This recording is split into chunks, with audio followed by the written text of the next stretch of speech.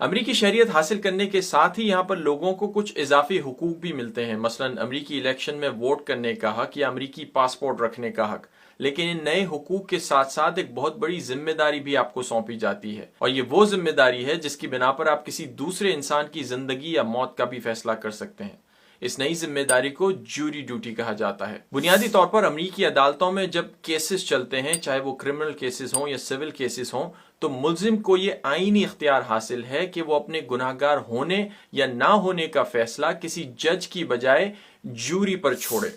Jury बुनियादी तौर पर एक कमेटी होती है 6, 12 या 18 ऐसे आम शहरियों की जो उसी शहर में रहते हैं जहां पर वो क्राइम हुआ हो। जब ये ट्रायल शुरू होती है तो एक रैंडम तरीके से तमाम शहरियों को नोटिस या समन्स भेजे जाते हैं अदालत में पेश होने के लिए। जब ये शहरी वहां पर जाते हैं तो अदालत और दोनों तरफ की वकला की मर्जी से इस बड़े से पूल में से 6, 12 या 18 लोगों को सिलेक्ट किया जाता है, ये मेक श्योर करने के लिए कि जितने भी लोगों को जूरर सिलेक्ट किया जाए वो गैर जानिबदार हों और किसी भी किस्म से इस केस पर उनका कोई इन्फ्लुएंस ना हो, यानी वो जो भी फैसला लें वो गैर जानिबदाराना तरीके से लें। जूरी सिलेक्शन मुकम्मल होने के बाद जब ये केस अदालत के सामने चलाया जाता है तो जूरी को कमरा अदालत में बिठाकर उनके सामने तमाम शवाहिद और आर्ग्यूमेंट्स पेश किए जाते हैं, और उन शवाहिद की रोशनी में जूरी को सिर्फ एक काम करना होता है, और वो ये डिसाइड करना होता है कि इन शवाहिद की नजर में जो मुल्जिम है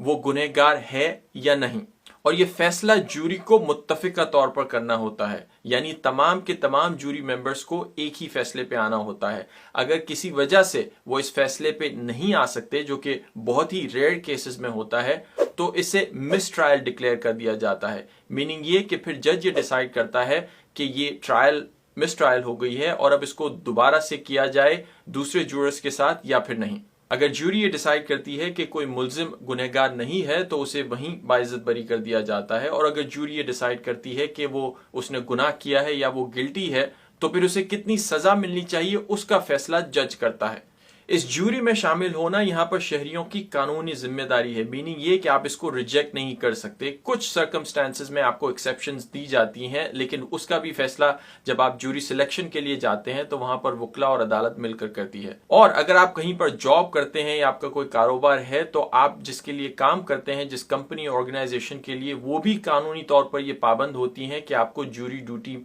में सर्व करने से ना रोकें। इनफैक्ट कुछ रियासतों में तो ये भी कवानीन है कि जब जूरी ड्यूटी लोग कर रहे होते हैं तो उस दौरान उनकी तनख्वाह भी बंद नहीं होती और उन्हें अपनी तनख्वाह के पूरे पैसे मिलते हैं। तनख्वाह के अलावा भी ये जो जूरर्स होते हैं उन्हें हुकूमत की तरफ से भी एक छोटा सा स्टाइपेंड दिया जाता है, जो कि कोई बहुत बड़ी रकम नहीं होती। जिस दौरान ये केस चल रहा होता है उस दौरान जज की तरफ से जूरर्स को ये पाबंद किया जाता है कि वो कुछ चीजों से अपने आप को दूर रखें, मीनिंग ये कि न्यूज मीडिया से अपने आप को दूर रखें, सोशल मीडिया वगैरह से। इवन ट्रायल के दौरान भी उन्हें मुकम्मल अटेंशन अपनी देनी होती है, फोकस करना होता है केस पे। इसीलिए जूरी ड्यूटी के दौरान वो कोई इलेक्ट्रॉनिक डिवाइस इस्तेमाल नहीं कर सकते, या इवन जूरी ड्यूटी के दौरान अगर उनका कोई ऐसा बिहेवियर है जो कोर्ट को पसंद नहीं आता या कोई ऐसा बिहेवियर जिसकी वजह से केस का फैसला अफेक्ट हो सकता है, तो जज उनको इस ड्यूटी से खारिज करके किसी नए जूरर को भी उनकी जगह पर बिठा सकता है। अमूमन ये जितनी भी जूरी ट्रायल्स होती हैं वो पब्लिक ट्रायल्स होती हैं, मीनिंग ये कि आम लोग इसे देख सकते हैं, या तो फिर कुछ केसेस में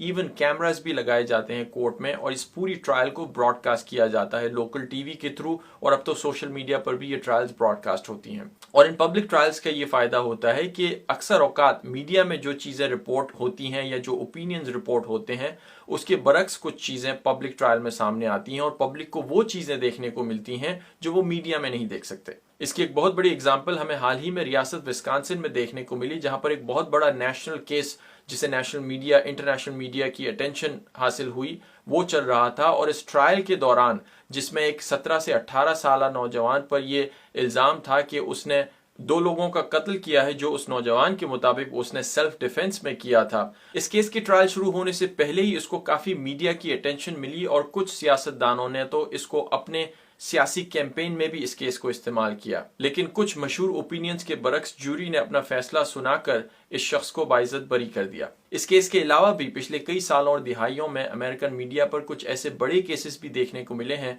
जिनमें कुछ बड़ी शख्सियात के मुस्तकबिल का फैसला भी इन जूरीज ने किया है। That's it. See you next time.